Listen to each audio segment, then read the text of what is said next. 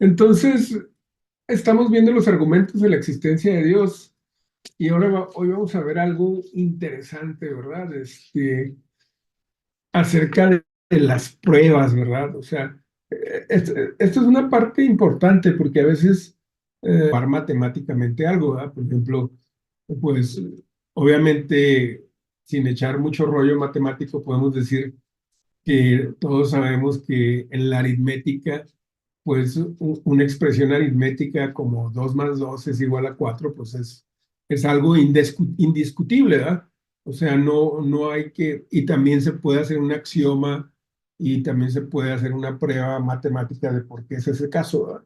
Y ahí puede entrar el teorema de Peano y muchos rollos ya de matemáticas. Pero de esa misma manera no podemos argumentar que Dios existe, aunque hay científicos que dicen que sí, ¿verdad? Aquí vamos hacia un punto muy importante que es los límites de la ciencia, ¿verdad? O sea, y aquí vamos a lo que es el corazón de muchos ah, de cómo se centran las discusiones, ¿verdad? Acerca de la existencia de Dios, porque llega gente que generalmente dice saber de ciencia y la verdad es que son muy pocos los que realmente saben de ciencia, ¿verdad? Y generalmente los que saben más de ciencia, pues son un poco más humildes o más reservados en sus opiniones, con excepción, claro, de los Richard Dawkins y toda la gente, ¿verdad? Este, pero el punto es de que la ciencia no tiene la última palabra acerca de todo lo que existe en la realidad conocible. O sea, ¿qué quiere decir esto? Que la ciencia no es la única manera de conocer la realidad o de tener una idea objetiva de la realidad. Y esto es muy importante, ¿verdad? Que lo pongamos delante.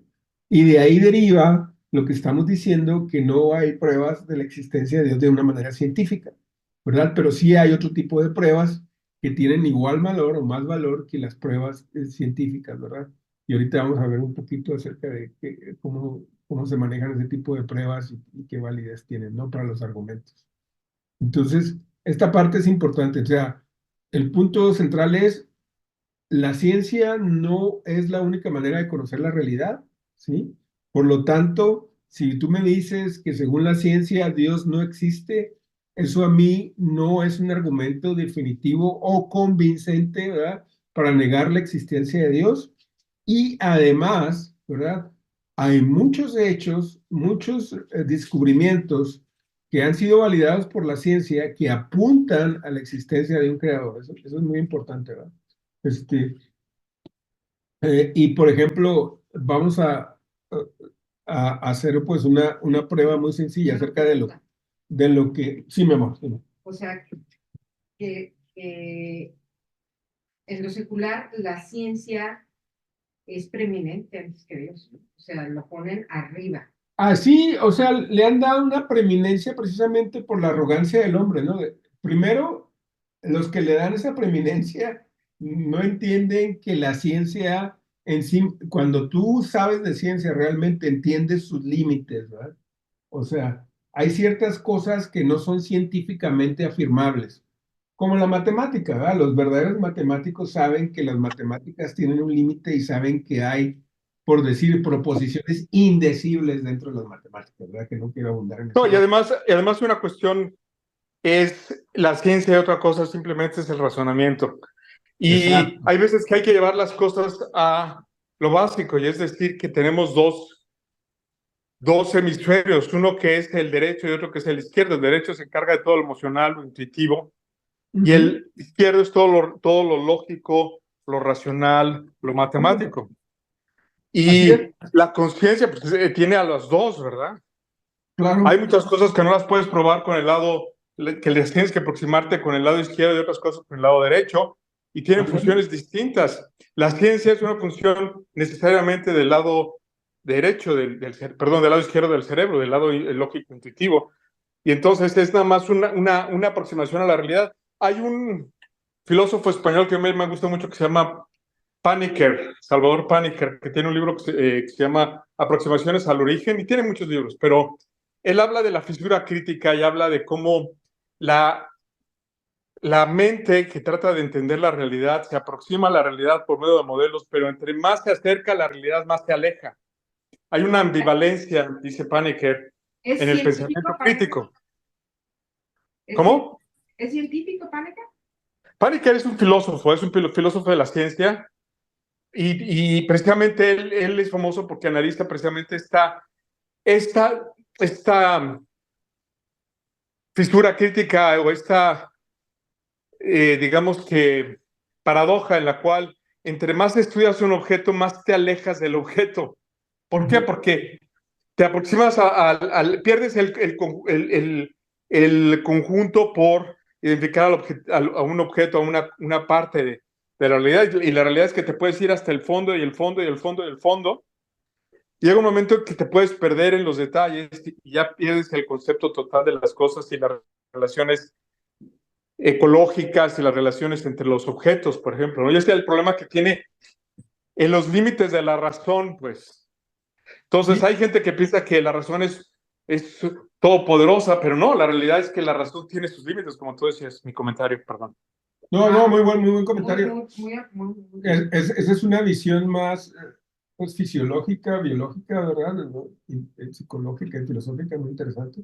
Y bueno, podemos hacer pruebas tan sencillas como esta, ¿verdad? De que nosotros pensamos, mucha gente piensa que es muy racional y, por ejemplo, inclusive tú le puedes preguntar a un matemático graduado ahí de alguna universidad, le puedes decir, a ver, dame una prueba irrefutable de qué desayunaste en la mañana. Y dice, bueno, pues yo me desayuné avena y bueno, los que no tienen problemas con el azúcar podrán decir una dona y mermelada. Yo te voy a decir, nomás me desayuné avena y un huevo duro y se acabó y un café. Pero, y yo te puedo decir, pruébamelo, ¿ah? Pruébamelo de una manera irrefutable. A menos que saques un video y luego ahora con la inteligencia artificial pues puedes hacer un fake de cualquier video, ya no es una prueba irrefutable, ¿verdad? Ya no es una prueba irrefutable. Lo tendría yo que Pero analizar. además, pruébame el amor, pruébame la esperanza, Exacto, o pruébame sea, la paz, pruébame las cosas importantes de la vida, no las puedes probar porque son funciones del exacto, lado derecho del cerebro. exacto. Entonces, el 95% de las cosas que se creen o que manejamos, pues no se pueden probar y sobre todo esa parte, los aspectos más trascendentes que nosotros creemos, ¿verdad?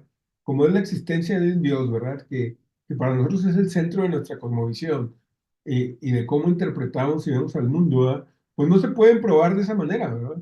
Entonces la ciencia ahí tiene que le ponemos ahí, pues por decir una barrera o un corral, ¿verdad?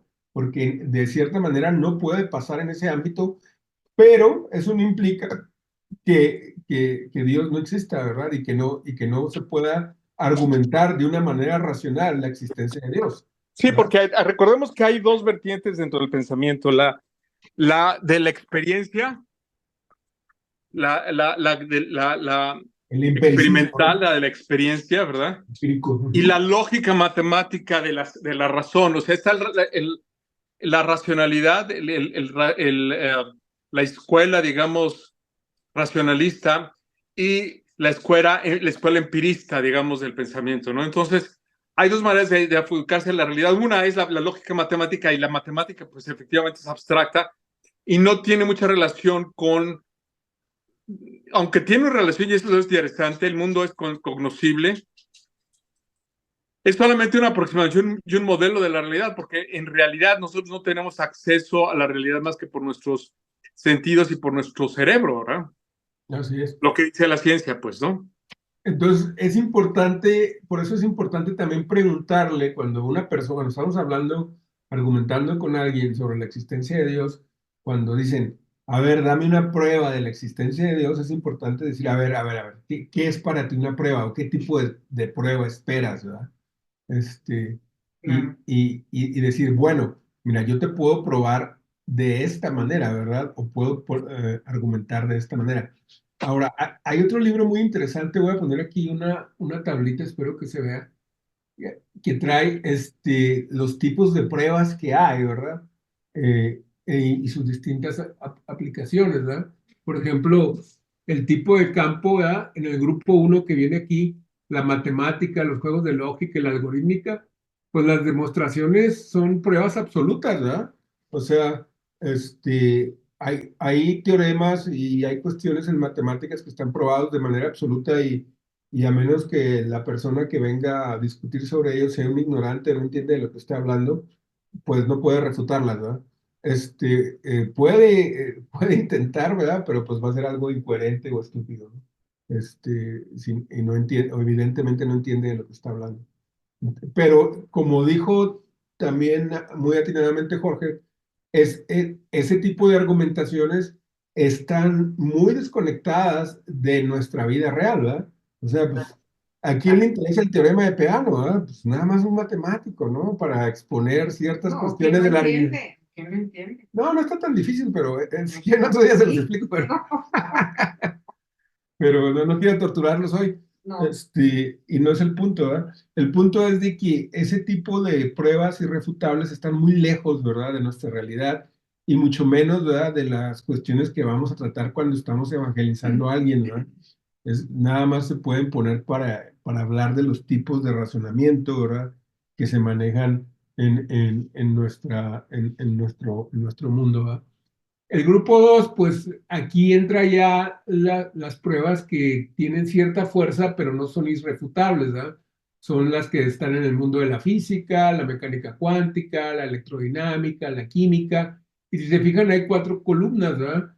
Que habla de la probabilidad de teorizar, o sea, puedo hacer una teoría acerca de esa prueba, o sea, puedo, como la teoría de la relatividad, bueno, pues sí, la puedo confrontar con la realidad, o sea, puedo observar sin meterme en un laboratorio sus efectos, o etcétera, etcétera, bueno, pues sí, tiene más fuerza, ¿verdad? Puedo hacer un modelo, ¿verdad? Pues un modelo matemático, tal vez, algo que pueda correr en una computadora, aunque fuera de una manera simbólica muy abstracta, pues sí tiene más fuerza. Y si tiene la posibilidad de ser experimentada en un laboratorio y comprobada en un laboratorio, pues entonces tiene mucha fuerza, ¿verdad? Por ejemplo, la teoría de la relatividad no puede ser puesta en un laboratorio, ¿verdad? Pero sí se, no, sí se, Sí se observan sus efectos en la realidad, claro. claro, y ya se han hecho experimentos, o sea, puedes hacer un experimento.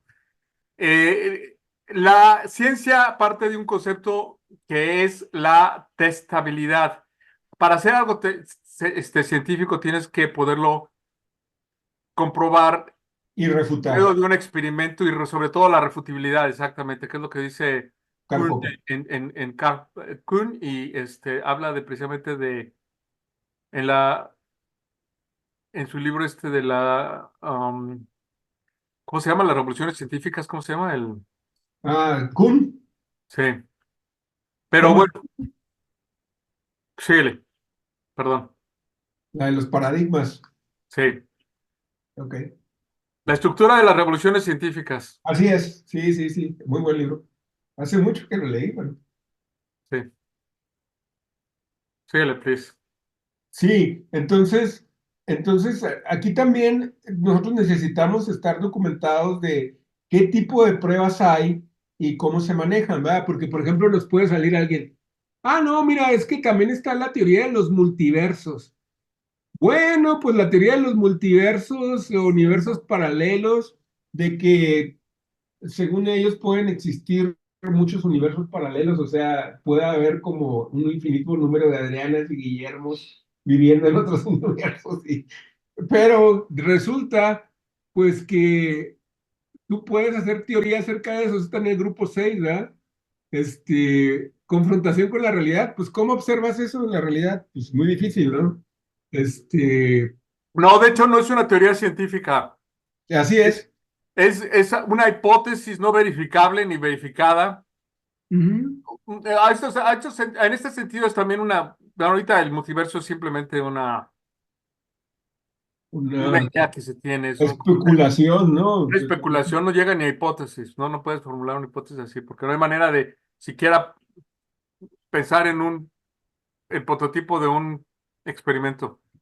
Sí, y la menciono porque es algo que sale muy común en las pláticas, ¿verdad? Con gente pues que ha leído, ¿no? Y que tiene cierta educación y que algunos se dan ínfulas de muy científicos, ¿verdad? Y y sí, pues es que ahora, pues por ejemplo, ahora es muy fácil sacar una maestría, ¿verdad? Y cualquiera que saque una maestría, pues ya es casi un genio, ¿no? En nuestro país al menos, ¿verdad? En Estados Unidos, no, en Estados Unidos si no tienes un doctorado y una buena universidad, pues la gente así no te voltea, ¿verdad? Aquí en México es distinto, ¿no? Sí. Bueno, este, pero bueno, entonces por ahí te sacan la teoría de los multiversos y es una teoría que también la cultura y la prensa moderna difunden mucho porque supuestamente contradice pues la existencia de un creador. Bueno, ¿Teoría entonces, de qué se llama? multiversos. Multiverso. Entonces, inclusive la teoría de la evolución no es una teoría muy fuerte, ¿eh? De hecho está aquí en el grupo 5. O sea, se puede teorizar, se puede confrontar con la realidad, pero no se pueden hacer modelos ni experimentar. Entonces también la teoría de la evolución tiene muchos agujeros, ¿no? Y es algo que es muy común que saquen, que hay en las pláticas y que mucha gente dice, bueno, es que la teoría de la evolución refuta o haría muy difícil la existencia de un Dios. Y la verdad yo no estoy de acuerdo, ¿verdad? Inclusive la teoría de la evolución también puede ser echada, puede haber sido un mecanismo por el que Dios ha hecho que la naturaleza se modifique, ¿verdad? Y de hecho es peor porque la situación de la existencia de un Dios es una, no es, no es una situación esto, objetiva. Y las personas las personas que son ateas así, creen que sí, entonces buscan, tienen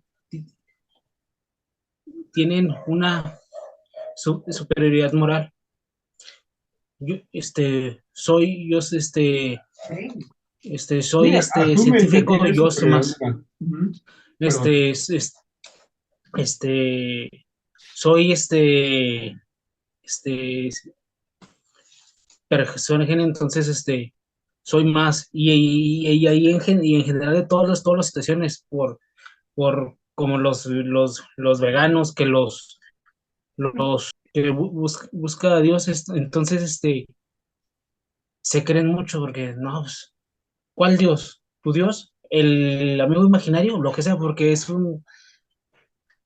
por eso es muy complicado, muy No, es que complicado, sí, muy, tienes razón. Y entonces lo que hay que hacer es hablar con claridad y con argumentos rápidos y contundentes y decir lo que tú dijiste muy claramente. Dios no es un objeto, ¿no? Entonces, el estudio de Dios no es objetivo. ¿Por qué? Porque Dios no es un objeto, Así ¿verdad? es. Entonces, Dios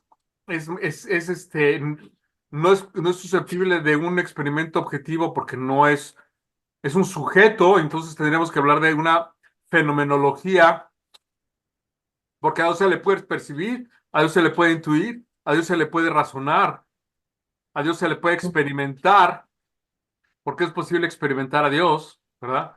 Ujú. Pero tendríamos que hablar de un campo fenomenológico y tendríamos que hablar entonces sí de qué es un campo fenomenológico y cómo podríamos estudiar dentro de un campo fenomenológico, dentro de la fenomenología, cómo se estudian las relaciones entre los sujetos y en el campo, pero hay maneras de conceptualizar eso, pero efectivamente la gente piensa que Dios es un objeto y como dice perfectamente bien Joe, no, Dios no es un objeto.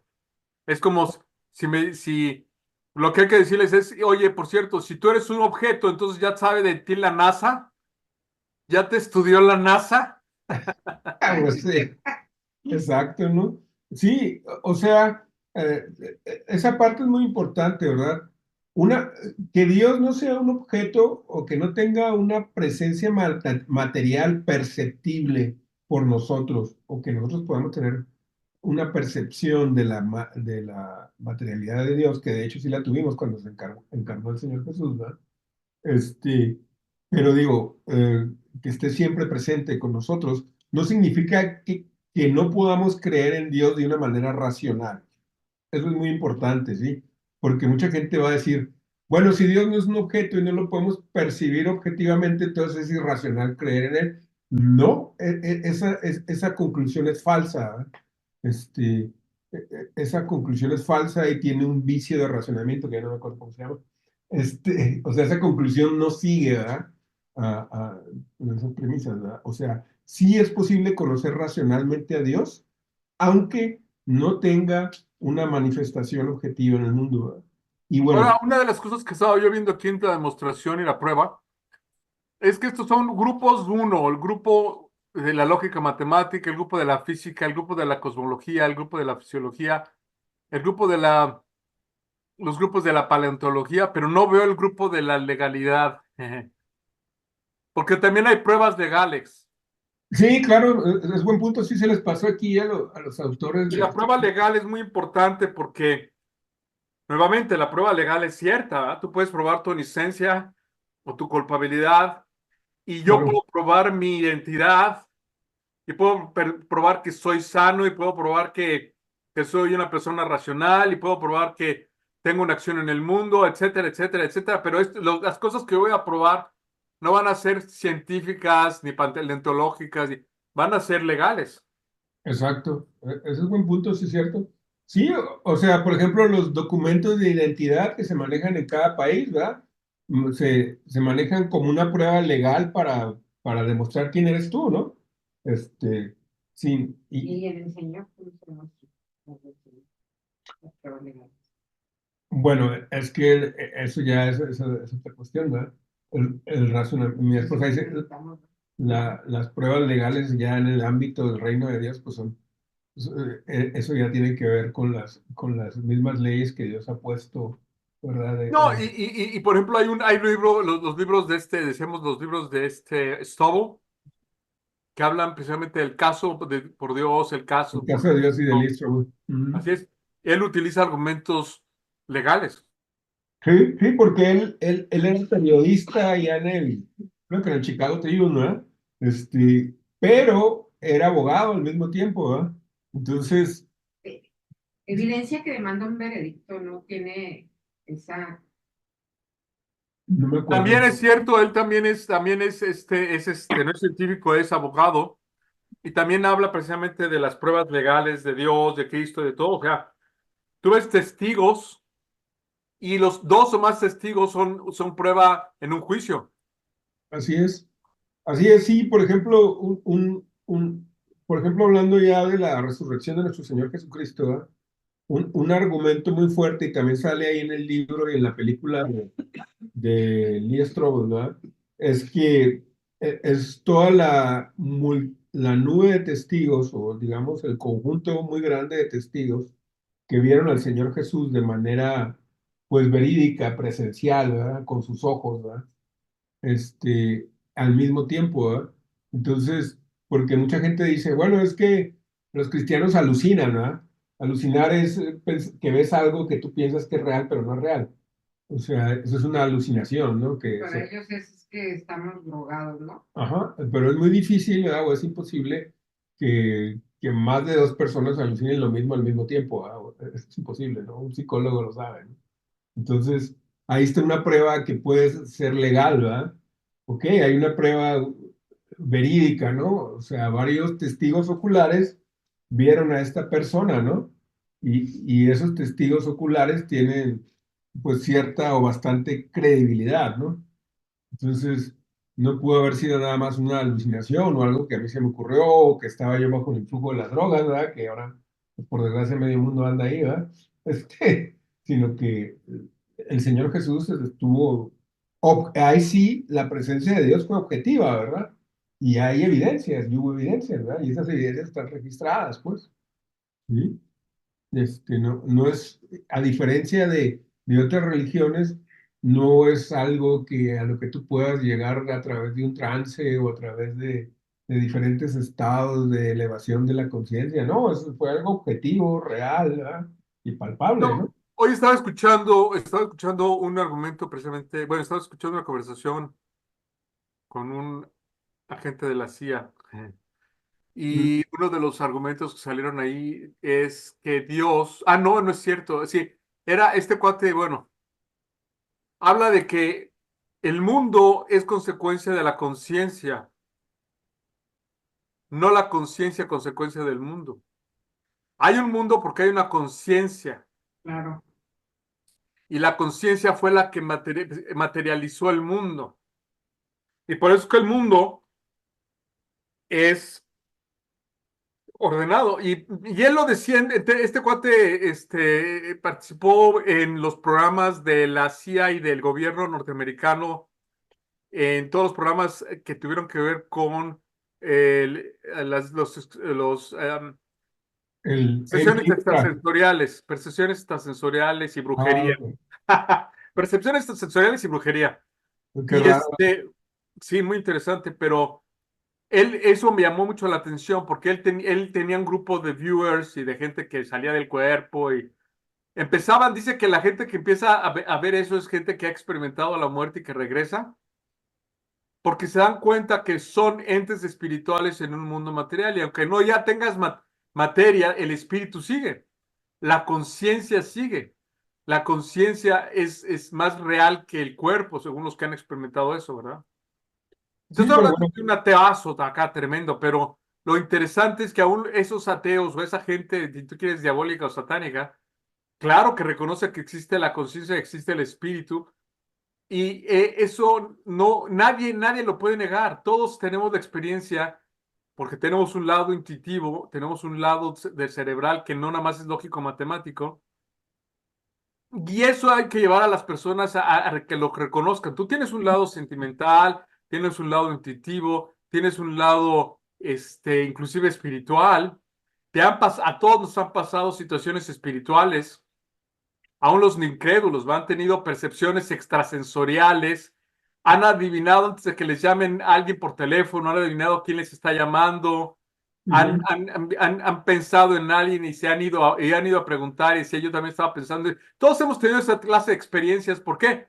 Porque la conciencia que está en todas las cosas, que es Dios, ¿verdad? Ujú. Porque Dios es conciencia y Dios está en todas está, digamos que tiene conciencia de todo y hay en las cuestiones espirituales también están inclusive en el mundo material, aunque Dios no está en el mundo material. Dios tiene conciencia de las cosas y en Él nos movemos, dice la palabra. ¿Ah? En Él Ujú. nos movemos y somos porque somos conciencia. Y la materia misma es conciencia. Y hablan de experimentos que se han hecho en los cuales, por ejemplo, Uri Geller que doblaba cucharas, ¿no? Claro, sí. Sí. ¿Por qué el malvado dobla cucharas sin intervención de nada? Ah, pues porque todo está relacionado con la conciencia y estaban hablando de experimentos que hacen con plantas, que tú pones células blancas de tu organismo en las plantas y esas se forma una conexión que está fuera del espacio porque no importa la distancia, hay un como entanglement y la planta percibe lo que te está pasando emocionalmente. Sí, Y así es. en los fenómenos del entanglement, por ejemplo, que son muy interesantes, como una partícula la separas y la llevas a otro lado de la galaxia y está conectada. Y lo que hace la partícula gira para un lado y la otra partícula está conectada igual y gira para el mismo lado a la velocidad más grande que la luz en el otro lado de la galaxia. Y ahorita hay experimentos porque están descubriendo que esa es una manera de comunicarnos, ¿verdad? Sí, Era sí. sobre todo los chinos están haciendo experimentos de eso. Pero bueno, ya me salí de la tangente, pero es divertido. Sí, no, muy interesante todo eso. Ahora vamos a ver un argumento muy esencial para la existencia de Dios, ¿verdad? Que tiene que ver también con la creación del universo. Se llama, yo creo que ya lo han oído por ahí, se llama el argumento cosmológico de Kalam. Bueno, este nombre viene de Kalam, creo que viene de la tradición maometana, ¿verdad? Y ¿Cómo se escribe Kalam? Kalam, Kalam. Cosmológico significa el origen del universo o del cosmos, ¿verdad? Bueno, a Entonces, este respecto habría que decir una cosa importante y es que eh, Aristóteles fue el primero mucho antes que Calam, que acuñó las 5 pruebas lógicas de la existencia de dos racionales, de las cuales solamente una actualmente sigue vigente. Ujú. Este argumento cosmológico tiene su raíz en Aristóteles. Ok, bueno, eso sí no lo sabía yo. Yo estaba pues, leyendo y viendo el material del curso ese que estoy tomando, y bueno, ya había oído antes del argumento cosmológico de Callan, y en realidad es sencillo. Ahora, los argumentos, pues, se dividen en premisas, ¿verdad? Que digamos que son los hechos o los fundamentos esenciales.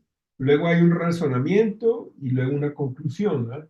Entonces, aquí vamos a hablar acerca de las premisas, ¿verdad? Y luego, las premisas para iniciar es que hay un universo que existe ahora, ¿verdad? ¿Según Carlos? Según sí. Hay un universo que existe ahora, o sea, es evidente, nosotros estamos en un universo que existe. ¿Y a qué nos referimos con existe? Bueno, pues que lo podemos percibir, ¿verdad? Que nosotros estamos vivos, ¿verdad? Y que tenemos percepción de eso, ¿verdad? Ahora, esto es importante porque esto establece una verdad objetiva, ¿verdad? Este, y um, aquí también nos podemos desviar un poco, pero vale la pena discutirlo. eh, Esto es esto es una afirmación muy sencilla acerca de la realidad. Hay religiones y culturas enteras como el hinduismo que dice que lo que vemos y sentimos y percibimos no es real, ¿verdad? Que es una simulación. Qué Este, locura. y por ahí hay algunos otros del New Age que dice que estamos viviendo en una simulación generada por una computadora. Entonces, todas esas cosas las vamos a sacar a un lado, ¿verdad? Y vamos a entender que vivimos en un universo que existe ahora, ¿verdad? Y que existe independientemente de nosotros. O sea, ah, aquí vamos a poner un término que aquí explico en las notas. Nosotros somos contingentes en este universo. Contingente significa, cuando vemos la palabra contingencia, decimos, ah, pues es algo que sucedió, que no esperábamos. Exactamente, o sea, el ser humano es contingente, no es necesario para el universo, ¿sí? ¿Verdad? Sino que nosotros estamos aquí por una contingencia, ¿verdad? Si no nos conectamos con Dios, pues nunca vamos a saber por qué estamos aquí, ¿verdad? Pero si nos conectamos con el Señor, Él nos va a dar nuestro propósito trascendente y vamos a entender para qué estamos aquí. Pero somos contingentes, o sea, nosotros no somos necesarios para que el universo exista. Dios sí. El universo tuvo un principio, ¿verdad? Esto significa que si no fue, o lo tuvo o no lo tuvo, ¿verdad? Si no fue causado, surgió de la pura nada, ¿verdad? O sea, siempre ha existido sin causa. Esto es ilógico, ¿no? Porque nosotros sabemos que no existe nada que surja de la nada, ¿verdad? O sea, no es posible que ahorita aparezca aquí un tigre de Bengala, ¿verdad? Y nos asuste, ¿verdad? O que nos aparezca $1 millón en la cuenta del banco de la nada, ¿verdad? Pues ojalá, ¿verdad? Y fuera cierto eso, pero eso no sucede, no existen cosas que aparecen de la nada. Si el universo tuvo un principio, eso quiere decir que fue causado, ¿verdad? O sea, y que esa causa está fuera del universo en sí mismo, ¿sí? O sea, suena un poquito complejo, pero no ¿No es. es el Tohu Goku? Bueno, el Tohu Bohu habla del Génesis, habla acerca del estado del universo cuando fue creado, ¿verdad? Desordenado y vacío, ¿verdad? De eso habla el Tohu Bohu, ¿verdad? Que Es la nada. no era nada, mi amor. Ese no habla acerca de la nada. O sea, el Señor sí creó el universo acerca de la nada, pero ahí más bien habla acerca de un estado de desorden, ¿no? Y el Señor fue poniendo orden, ¿sí? O sea, cuando la materia estaba, ¿cómo te diré? Cuando era pues, pura energía o antes de que fuera pura energía, ¿verdad? ¿Sí? Entonces, no sé si está claro. Esto es, hay que Sí, sí, leerlo. sí, es el argumento de Aristóteles del motor inmóvil. Ujú. Básicamente lo que decía Aristóteles es que todo, o sea, Dios es la causa primera, porque todo tuvo una causa. No Exactamente. podemos pensar en un efecto sin una causa. Entonces, la primera causa es el motor inmóvil, y ese es el primer argumento de la existencia de Dios. Y lo que hace Calam es que lo reformula y dice todo lo que comienza tiene un principio, tiene una causa, pues todo lo que comienza a existir tiene una causa. El universo comenzó a existir, Pero Dios por no. tanto, el universo tiene una causa que es Dios, ¿no? Y es válido ahora porque ya supimos que el universo comenzó a existir, pero eso es algo muy moderno, ¿eh? El hecho Exacto, de que nos hayamos enterado por medio de la física, de la cosmología, que el universo tuvo un principio, empezó en los años 50. exacto, sí. A eso iba a hablar. Esa es una parte muy interesante porque hasta que empezó la teoría del Big Bang, que se dio a raíz, ¿verdad?, de la teoría de la relatividad, por decir, hasta el 50 o más atrás, inclusive se consideraba un dogma de fe, ¿eh? La Iglesia Católica lo defendía a morir. Que el universo era eterno, ¿verdad? Porque se decía, ¿verdad? Y creo que también tenía que ver Aristóteles por ahí, que lo eterno era perfecto, ¿no? Entonces, si no era eterno el universo, entonces era imperfecto. Entonces, Dios no había podido haber creado algo imperfecto siendo no eterno, ¿verdad? O siendo temporal. Entonces, por ahí cuando llega Einstein con la teoría de la relatividad y él dice que el tiempo, el espacio y la energía, ¿verdad? Pues de alguna manera son equivalentes y que tuvieron un principio, ¿verdad? O sea, que hubo algo antes del tiempo y del inicio de toda la energía y de toda la materia, y lo demostró, ¿ah? Se empezó a demostrar. Por ahí alguno de los astrónomos dijo que eso era algo ridículo, ¿verdad? Y fue el que le dio el nombre, ya no me acuerdo su nombre, no sé si fue Roger Penrose, ya no me acuerdo. Dijo que, entonces te estás refiriendo a un Big Bang, y de ahí salió el nombre del Big Bang. Entonces, al principio Einstein inclusive se resistía a eso, ¿eh? Sí, claro. Es que lo que pasó fue que un cuate que se llamaba Lemaitre. Sí, que era un cura, o era un monje, ¿verdad? Creo que belga o holandés, ¿verdad? De los Países Bajos, ¿verdad? Propuso la idea de un universo que se estaba expandiendo Ujú. y entonces sugirió que el universo había comenzado a partir de un átomo primitivo o de un estado inicial.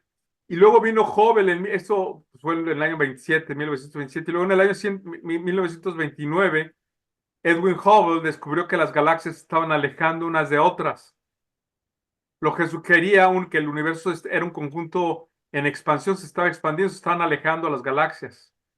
Y esta observación proporcionó la primera evidencia del Big Bang. Y luego ya se ha estado constantemente demostrando que efectivamente se están alejando. Y luego hubo la detección en 1965 de la radiación cósmica, que es el ruido de la explosión. Y la radiación de background, que la percibían como un ruido en los radiotelescopios, ¿verdad? Y en las antenas. Y ellos no No, sabían de dónde venía ese ruido. así es, y ahora, desde entonces, ahorita la teoría del Big Bang, pues es el modelo cosmológico estándar, digamos, del origen Entonces, si vamos a hablar, es interesante porque pues, entonces la gente tiene que entender, bueno, pues es que el universo tuvo un principio, ¿y cómo explicas que el universo salió de la nada? Ujú. O sea, sí, Porque la ciencia dice que el universo salió de nada. exactamente. O sea, de la nada no sale nada, ¿verdad? Como suena muy evidente, ¿no? Pues de la Ahora, nada salió el universo, es lo que es maravilloso, de la nada, ellos tendrían que entrar efectivamente en una contracción lógica porque ujú, de la nada no sale nada, exactamente. Y ese es el problema que tiene con el Big Bang. Y entonces hablan de la famosa frontera, ¿cómo le llamas? la singularidad. La singularidad, ¿no? Porque no la pueden explicar. Entonces le dan un nombre ya científico a lo que no tiene explicación científica. Por eso es que este argumento es vigente, es actual, es interesante. Y por eso es que William Lane Craig lo utiliza mucho, ¿ah? Sí, entonces, en pocas palabras, el argumento cosmológico de Kalam es que el universo tuvo un principio, y como tuvo un principio, tuvo una causa, y como tuvo una causa, tuvo un causante, y ese causante es un creador personal, ¿verdad? Amén. Eh, y ese causante, pues, es nuestro Señor, ¿verdad? Nuestro Señor manifestado en tres personas, ¿verdad? Es el Señor al que servimos, al que nos ha rescatado, ¿verdad? Y el que le da coherencia a nuestra cosmovisión. Ahora, hay otros argumentos que podemos hablar acerca del universo, ¿verdad? que son más de naturaleza filosófica y matemática, son un poquito más complejos, pero yo pienso que cualquier persona lo puede manejar, ¿verdad? Por ejemplo, si el universo no tuviera un principio, entonces, ¿cómo es posible que nosotros razonemos acerca del tiempo, ¿verdad? Así O sea, es, sí, ¿cómo cuentas tú los elementos de un conjunto que tiene un número infinito de elementos? así es. Es imposible, ¿no? Bueno, hay infinito contable e incontable, no quiero entrar en eso, pero y ya las teorías de Cantor, pero bueno. Este, pero es imposible, ¿verdad? Es imposible que tú puedas. Entonces, ¿cómo sabemos que estamos? Nuestra percepción del tiempo sería imposible en un universo infinito. Porque Ahora lo interesante es que este argumento fue pensado por Aristóteles en un principio de manera lógica. Ujú. Se llevaron 2000 años la ciencia en poder hacer un experimento, poder hacer experimentos y comprobar que efectivamente el universo se está expandiendo, entonces tuvo un principio y entonces puedes ahora calcular matemáticamente cuándo empezó, dónde empezó y puedes observarlo por medio de los telescopios. Y está la radiación y puedes hacer predicciones. Puedes hacer predicciones en las cuales digas, bueno, si el universo está expandiendo y esta es la velocidad del universo, entonces aquí deben de estar estas galaxias y vamos a encontrar eso, y lo encuentran. Y eso es lo maravilloso de una teoría científica. Y el problema que tienen actualmente mucha gente es que, bueno, las teorías científicas están comprobando la existencia de Dios.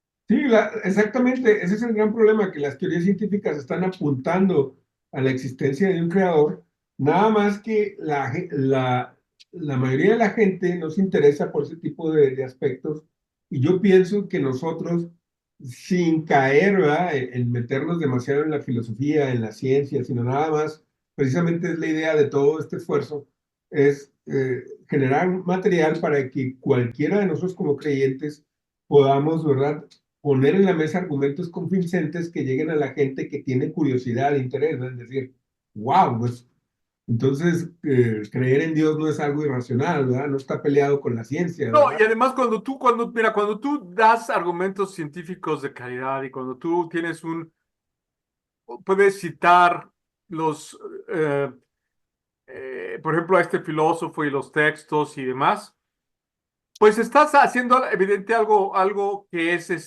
importante y es que no eres un neófito. Y que entonces una persona inteligente, preparada, culta, interesante, es creyente. Y eso es parte de lo que la gente tiene que tragarse, ¿ah? Porque hay gente que piensa que creer en Dios es una cuestión de Para tontos, ¿no? ignorancia. Es que eres un ignorante, eres un tonto, ¿no? Y espérame, ¿no? Mm, te voy a hablar de una manera que ni siquiera o sea, que te va a pasar por encima, ¿verdad? Entonces, si yo soy ignorante, pues tú estás peor, digamos, por una parte, ¿no? Es una cuestión, digamos que psicológica, porque no va a poder ya entonces la gente sostener eso, y eso me ha pasado muchas veces, ¿no? Si Ujú. vamos a hablar de ciencia, bueno, pues yo sí conozco algo de ciencia, sí he estudiado filosofía de la ciencia.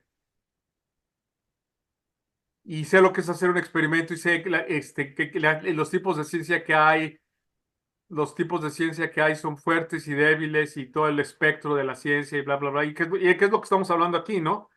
Pero es una de las razones por las cuales también estudiamos estas cosas, Claro. pienso yo. ¿O qué opinan?